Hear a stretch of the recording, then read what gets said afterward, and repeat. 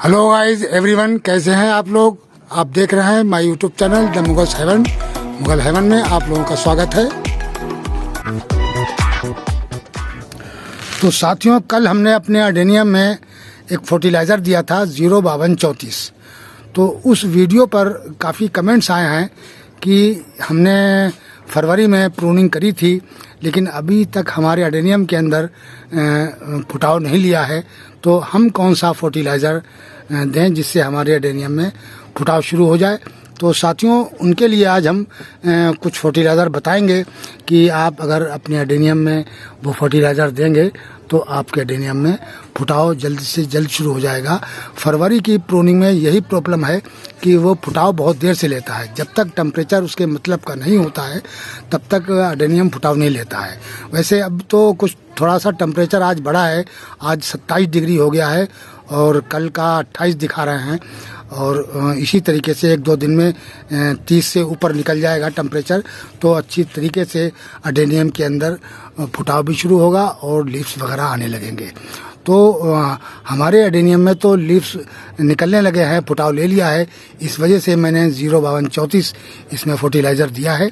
और जिन लोगों के फुटाव अभी तक नहीं हुआ है, हमारे भी जो हमने 3-4 अडेनियम प्रून किए थे फरवरी में, उनमें भी अभी तक फुटाव नहीं आया है। तो सबसे पहले आपने ये काम करना है कि अडेनियम में पानी बहुत कम मात्रा में देना है। 3-4 दिन के बाद ही आप थोड़ा सा पानी दें और उसमें भी फंगिसाइड ज़रूर मिला लें। ये नहीं कि हमारा गमला जो है सूखा हुआ है और हमारे अडेनियम में फुटाव नहीं हो रहा है तो हम पानी देंगे तो हमारा फुटाव शुरू हो जाएगा। ऐसा कभी नहीं होगा और अडेनियम और गल जाएगा, क्योंकि जब तक लीव्स मौजूद नहीं है तो अडेनियम को ज़्यादा पानी जो है बहुत ही हानिकारक है। बहुत ज़्यादा अडेनियम को वो नुकसान देगा और आपके अडेनियम में को गलने का ख़तरा है। तो इस वजह से आप अपने अडेनियम में पानी की मात्रा बहुत कम दें और 3-4 दिन के बाद ही आप अपने अडेनियम में पानी दें। जब तक 3-4 दिन तक वो पानी जो पहला आपने पानी दिया है वो 3-4 दिन तक आपका नीचे की जो ऊपर से सूखा हुआ दिखाई देता है, लेकिन नीचे के रूटों में पानी अच्छा खासा भरा रहता है और वो आपको दिखता नहीं है।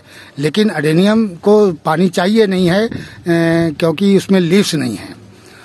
तो जब तक लीव्स मौजूद नहीं हैं तो अडेनियम को ज़्यादा पानी नुकसान देगा। और जो फर्टिलाइज़र हम आपको बताएंगे तो वो फर्टिलाइज़र है, तो सबसे पहले आप इसमें डालिए ह्यूमिक एसिड।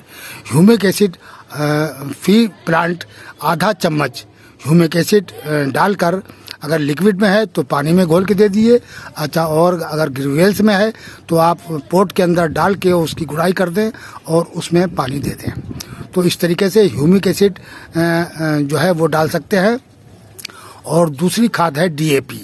डीएपी के भी 4-5-6 दाने आप लें और सॉइल के अंदर चारों साइड रख दें, अंदर सॉइल के अंदर दबा दें और फिर ऊपर से हल्का सा पानी दे दें।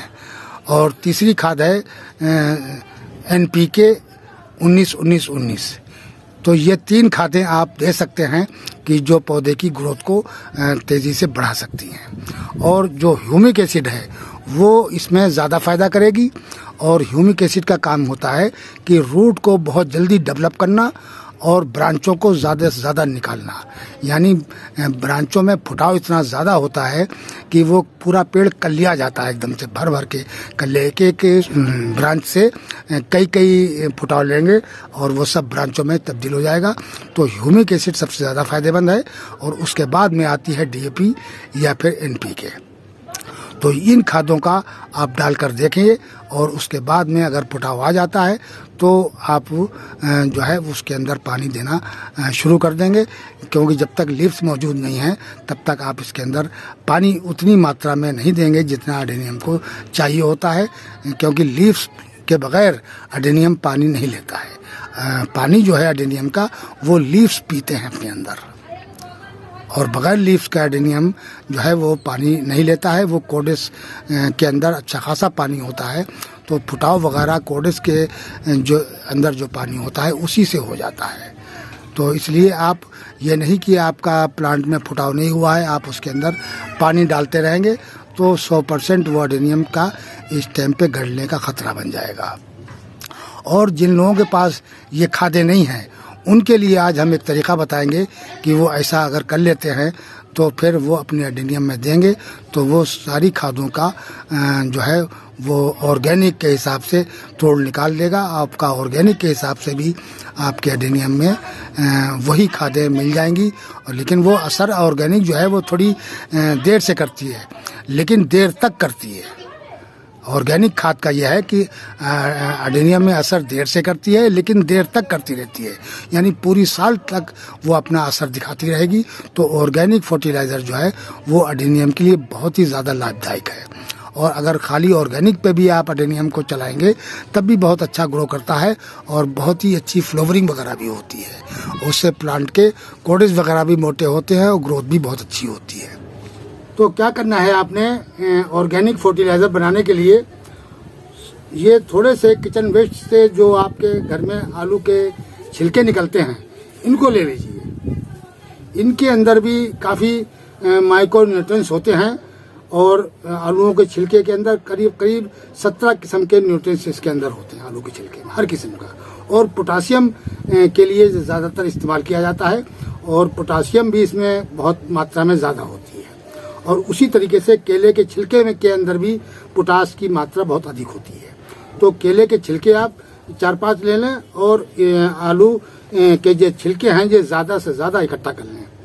और इन दोनों चीज़ों से आप क्या काम करेंगे कि एक इस तरीके की आप बोल ले लें या कोई और इससे ही बड़ी बोतल हो उसको ले लें, या आप जो वैसी बोतलें आती हैं 2 लीटर की इस टाइप की, तो इसके अंदर तो ये काट काट के डालना पड़ेगा सारा और बहुत धीरे धीरे किस्म से डालना पड़ेगा।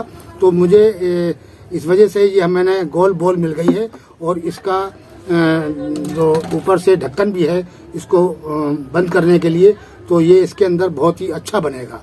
तो इसके अंदर सारे छिलके जो मटेरियल आपका है वो डाल दीजिए इस तरीके से।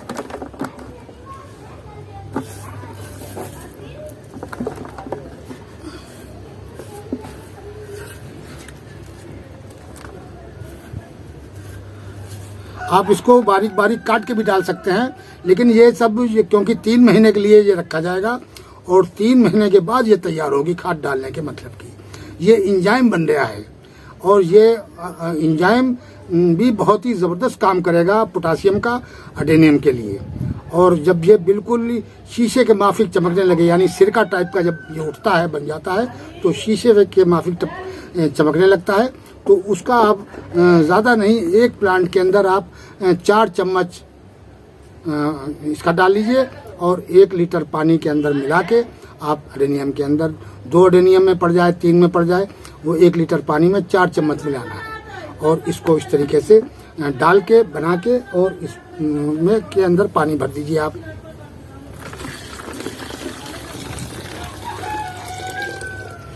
और पानी भरने के बाद में इस तरीके से इसको नीचे तक बैठ जाएगा ये, और इस ढक्कन को आप अच्छी तरीके से बंद कर दें। अब इस ढक्कन को बंद करने के बाद में 2 दिन के बाद इसको खोलना है। 2 दिन के बाद इसको खोल के ढक्कन को इस तरीके से खोल के और इसकी जो अंदर गैस बनेगी उसको बाहर निकाल देना है। तो हर 2 दिन के बाद ये प्रक्रिया आपने करनी है। और तो ये 3 महीने के बाद बिल्कुल ये पानी जो है वो एकदम ब्राउन कलर का में तब्दील हो जाएगा और चमकदार, यानी शीशे के माफिक ट्रांसपेरेंट टाइप का ये सिरका बन जाता है। उसको इंजाइम भी कहते हैं। तो ये इंजाइम एडेनियम में बहुत ही ज़्यादा लाभदायक है। इसमें पोटासियम की मात्रा अधिक बढ़ जाएगी और जिससे आपके एडेनियम को और भी न्यूट्रिएंट्स जो आपके ये आलू के छिलके हैं इसके अंदर सारे न्यूट्रिएंट्स हैं और केले के छिलके में पोटासियम की मात्रा ज़्यादा है। पोटासियम आलू के छिलके में भी है, लेकिन केले के छिलके में तो पूरा केले का छिलका जो है वो पोटासियम का काम करता है। तो इस वजह से आप इस फर्टिलाइज़र को भी अगर आप एडेनियम में देंगे, ऑर्गेनिक नहीं देना चाहते हैं या आपके पास नहीं है, तो इस तरीके का फर्टिलाइज़र बना लें और अपने एडेनियम में पूरी साल के साल देते रहें। हर तीसरे चौथे डाल देंगे इस फर्टिलाइज़र का कोई नुकसान नहीं है, आप चाहे रोज़ इसको डालें। तो साथियों, आज के वीडियो में इतना ही। मिलते हैं अगले वीडियो में नए टॉपिक और नए कंटेंट के साथ। अगर हमारा वीडियो अच्छा लगे तो लाइक कीजिए, शेयर कीजिए और सब्सक्राइब कीजिए। शुक्रिया, धन्यवाद।